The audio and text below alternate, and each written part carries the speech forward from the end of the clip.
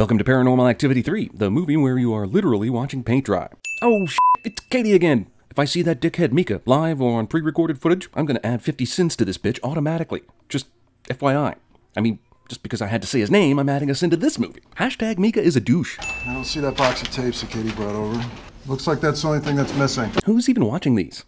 What is the intended audience? The tape thief? And if it is the thief, who is it? Is it the viewer?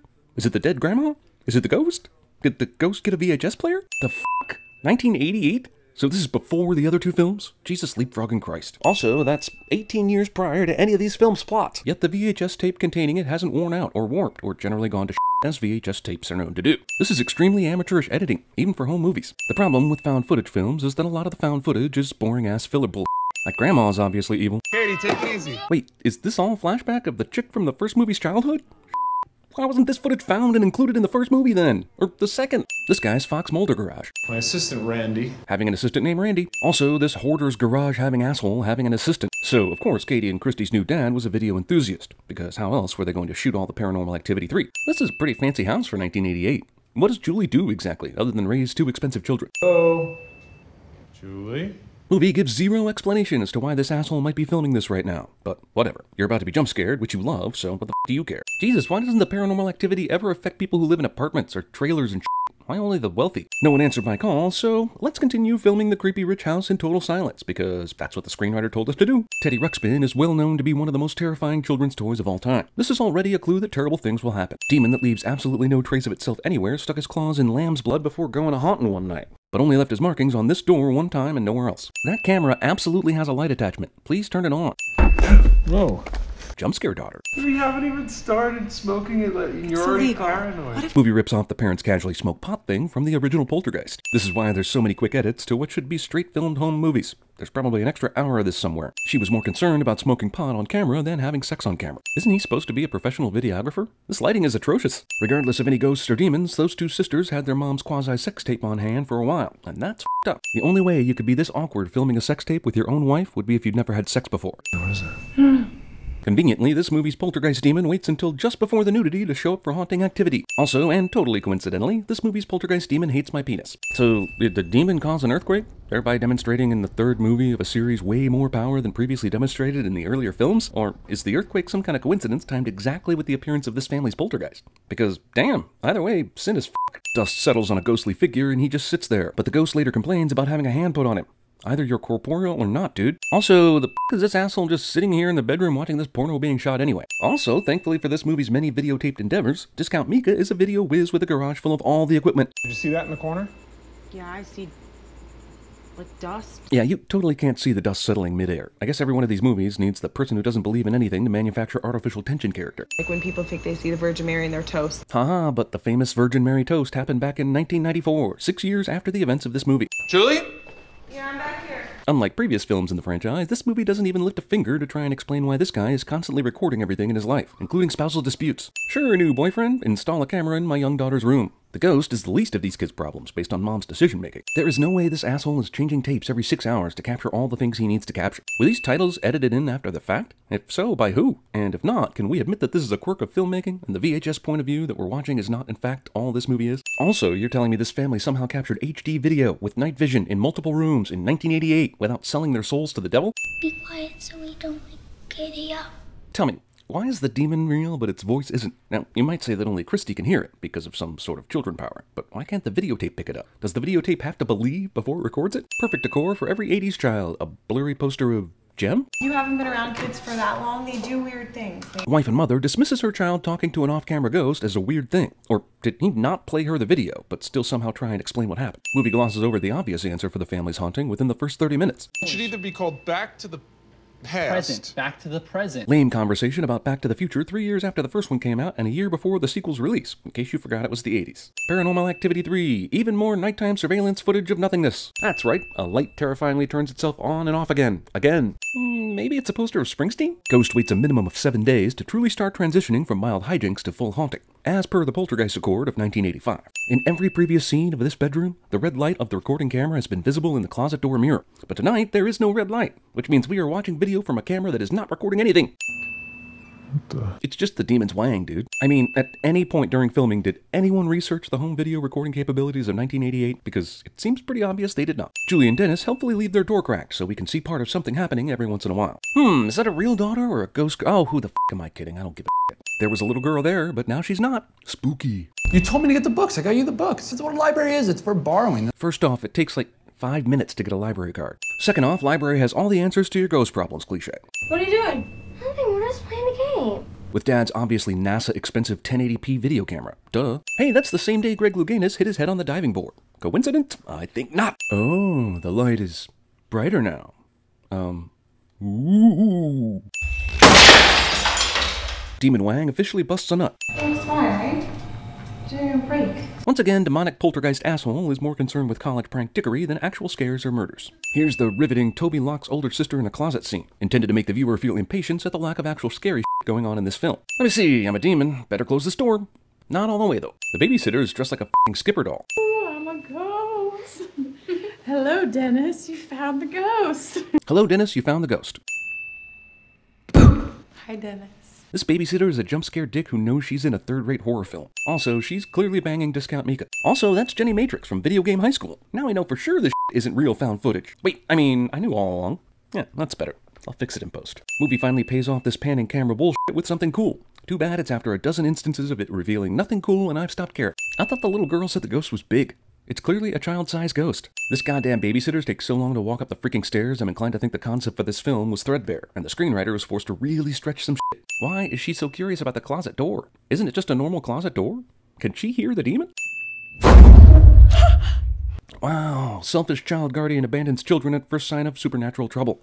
What the director surely thought would be a suspense-building positive use of repetition turns out to merely be repetition for the sake of repetition. And it makes me rage. You know what, sudden little girl? I don't give a shit.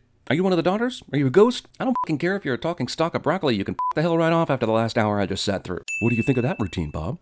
Well, I mean, she didn't fall, but to be honest, I think I've seen more creative choreography from pretty much every other balance beam competitor here tonight. Sure, that's a big fall there, but there's really no danger. I guess this is supposed to be scary because the demon loves playing with children? This might be the most frustrating haunting since that blowjob ghost from Ghostbusters came to my window and told me she was all out of blowjobs. See the sheet? Yeah, that's probably the spooky highlight of the night. But did you see Christy jumping off the non-child-proof stairway down into the living room? That's at least a tie. Did you show Julie? No, man, what are you kidding? Not showing the mother of the haunted children pretty good evidence of their being haunted is a dumb call. You know, I've watched an hour of this movie, and I honestly don't know which of these two young girls is Katie from the first movie. That speaks to either the filmmaker's lack of detail and differentiation, or my lack of f***s given. It would be creepy to see this little girl stand in one place for a long time via sped-up footage, if I hadn't seen the same in the first movie. No matter how unexpected they are, crayon scribbles are just not very menacing. Sorry, Dennis. Not my idea. Adult babysitter thinks this apology will excuse him doing whatever a small child commands. Camera indicator light is a deep metaphor for a working camera, symbolizing a camera working. Demon redecorating. Instead of showing my wife the crazy-ass video footage I've assembled, let's talk about witches and shit with no proper context.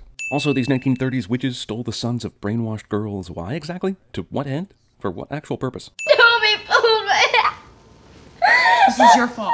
If only I had proof that it wasn't. But where will I find it? The night his wife yells no more cameras, unrepentant and deaf husband records their slumber. There may be witches and ghosts harming children in the house, but a man still gotta work. Also, husband's work appears to involve editing crowd footage for Girls Gone Wild videos. Also, even though he has video proof of weird shit going on in the house, he still puts on sound-canceling headphones to edit his work videos late at night in the haunted house. Obs. Just ignore it. These parents set up this house so their daughters could be screaming bloody murder without the parents having to be bothered by hearing it. If this demon wants Katie all of a sudden, why is it letting her go back to the beds? These parents are some heavy f***ing sleepers. Well, do it. Just let her go. Demon's plan entirely centers on a girl's power to convince her parents to move in with evil grandma. Hello. Weird. Mom, whose kids are pleading with her to realize ghosts are in their house, merely thinks a door knock with no actual visitor is weird. Also, if the grandma and the demon are working in concert, why did he interrupt the phone call to play more goddamn pranks? In fact, why not do all this in the first place? Also, notice how conveniently the cordless phone she left on the counter didn't show back up during this demon avalanche. You mean it's still September? Long after his wife declared the taping would end, he's still taping, and taping his wife to boot. Also, good for Dennis, making sure this film had a proper establishing shot. So who's the lucky guy? Toby. So, this is supposedly the moment where Christy became betrothed to the demon, and her firstborn son is actually his. So, that takes us to a very important question. When Christy and her husband reversed the curse in the last movie, why did that even work? If the goal is to claim a son, why was he even bothering with Katie in the first movie? So they left their home and went to Grandma's house, and she's still letting him set up cameras to shoot everything? When's your mom gonna let us sleep in the same bed? Maybe she's retired and on a fixed income and can't afford a double or queen bed, ass. Ever think of that? Also, these assholes are going to bed at 9:31 p.m. Who the f does that? There's virtually no reason I'm standing here except for the audience scare quotient. Okay, new house, more ghost shit, wife missing, better grab my camera and record this shit. The ghost that no one could see earlier now casts a shadow. Sometimes. 30 full goddamn seconds of walking across the sidewalk. Also, here is what the closed captioning actually says right now. This guy finds several strangers in his garage who chase him back into the main house, and his first move is to call for his wife and run upstairs silently, as opposed to immediately calling 911. And Julie is dead, because why exactly? Because she said she didn't want a son? You mean they can brainwash people into forgetting all this shit, but they can't brainwash a married couple into having unprotected sex? This dickhead somehow decides after his possessed wife dive-bombed him on the stairs that he needs to pick up the camera before collecting his daughter. This is why people hate found footage movies, FYI. Now he knows how to operate the camera light when they're trying to hide from a ghost. Feels like the demon possessed the wrong kid. He was focused on the younger daughter throughout the entire movie, but now he's taking up residence in this one. Sure. Well, this scene made me lose my boner, that's for sure. Also, evil grandma just pulled a Cruciatus curse on him after doing basically nothing other than looking creepy the whole movie. Also, who the f is this woman? All we've been hearing about all this movie is f***ing Toby. Now this is this supposed to count as a surprise? Come on, Toby. Okay, so is, like, the grandma in charge of Toby? Is Toby the demon who was impregnating the girls to have their ghost babies that they then had no memory of? Is it a family ghost that went from generation to generation? Why was the mother skipped? So many questions, but mostly...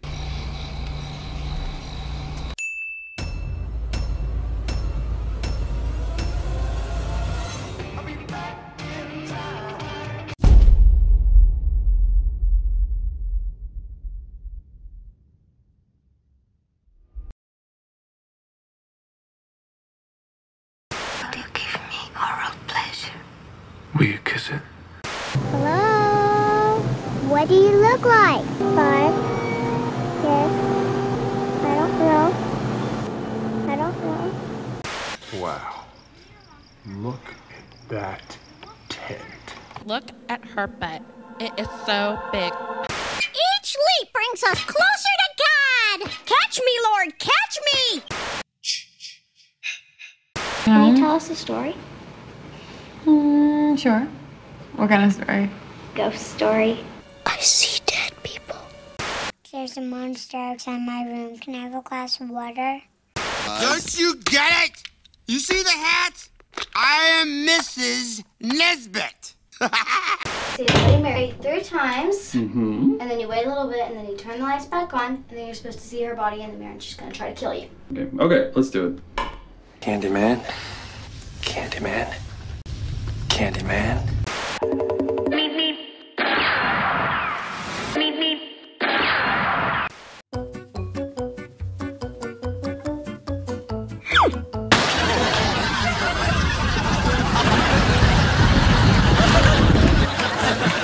I need a light.